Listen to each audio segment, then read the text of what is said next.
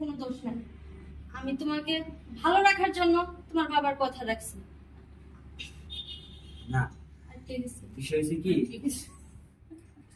ঠিক আছে তোমার বাবা, শোনো, ঠিক আছে তোমার বাবা তোমার ইচ্ছার বিরুদ্ধে, এদিকে ঢুকতে শুনো, কি কও তুমি? আলামিন ভাই নিচে যান, নিচে যান। আলামিন ভাই নিচে যান। ভুল না হলে সঠিক কইতে হইব। হয় না না কর। তোমার বাবা তোমার ইচ্ছার বিরুদ্ধে আমার সাথে বিয়ে দিয়েছে, সেখানে আমার কি দোষ? আমি কি কোনো অন্যায় করেছি?